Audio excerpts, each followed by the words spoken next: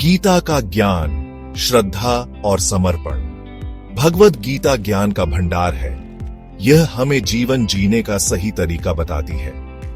गीता में भगवान श्री कृष्ण ने अर्जुन को उपदेश दिया था। उन्होंने बताया कि जीवन में सफलता कैसे मिलेगी। उन्होंने कहा कि श्रद्धा और समर्पण बहुत जरूरी है। श्रद्धा का अर्थ है विश्वास। हमें अपने आप पर और ईश्वर पर विश्वास रखना चाहिए। समर्पण का अर्थ है स्वयं को ईश्वर की इच्छा पर छोड़ देना। जब हम श्रद्धा और समर्पण के साथ जीवन जीते हैं तो हमें सच्ची शांति और आनंद मिलता है। गीता हमें कर्म करने का महत्व भी बताती है। हमें निस्वार्थ भाव से अपना कर्म करना चाहिए। फल की चिंता नहीं करनी चाहिए।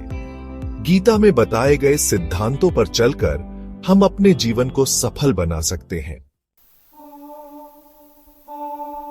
गीता में एक श्लोक है जो श्रद्धा और समर्पण के महत्व को बहुत ही सुंदर तरीके से बताता है। श्लोक, यो मा पश्यति सर्वत्र सर्वं च मयि पश्यति तस्याहं न प्रणश्यामि स च मे न प्रणश्यति। अध्याय 6, श्लोक 30। अर्थ, जो मुझे सब में देखता है और सबको मुझ में देखता है, मैं उसके लिए लुप्त नहीं होता और वह मेरे लिए लुप्त नहीं होता। यह श्लोक हमें बताता है कि हमें हर जगह ईश्वर को देखना चाहिए। जब हम ऐसा करेंगे तो हम अपने जीवन में कभी भी अकेला महसूस नहीं करेंगे। हमें हर परिस्थिति में ईश्वर का साथ मिलेगा। हमें अपने कर्म ईश्वर को समर्पित करके करने चाहिए। ऐसा करने से हमारे कर्म सफल होंगे और हमें जीवन में सारी खुशियां मिलेंगी।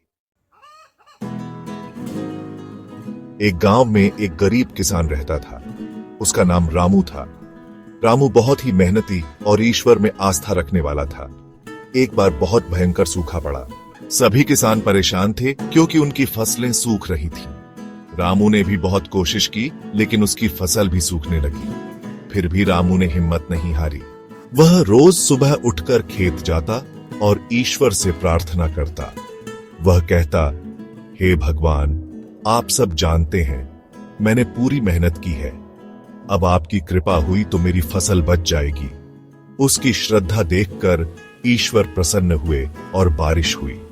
रामू की फसल बच गई और वह बहुत खुश हुआ। इस कहानी से हमें यह सीख मिलती है कि अगर हम ईश्वर पर श्रद्धा रखेंगे तो वह हमारी मदद जरूर करेंगे। हमें अपना जीवन ईश्वर को समर्पित कर देना चाहिए। ईश्वर में समर्पण का अर्थ है कि हम अपनी इच्छाओं को त्याग दें और ईश्वर की इच्छा को स्वीकार करें। जब हम ऐसा करते हैं तो हमें सच्ची शांति और आनंद मिलता है। हमें यह समझना होगा कि ईश्वर हमारे हित में ही सोचते हैं। हमें उन पर भरोसा रखना चाहिए। भगवान श्री कृष्ण ने गीता में कहा है, मां हि पार्थ व्यपाश्रित्य ये पिस्यु पापियो नय। अर्थात जो पापी जीव भी मेरी शरण में आ जाते हैं उनका भी मैं उद्धार करता हूं। इसलिए हमें बिना किसी संदेह के ईश्वर की शरण में आ जाना चाहिए और अपना जीवन सफल बनाना चाहिए।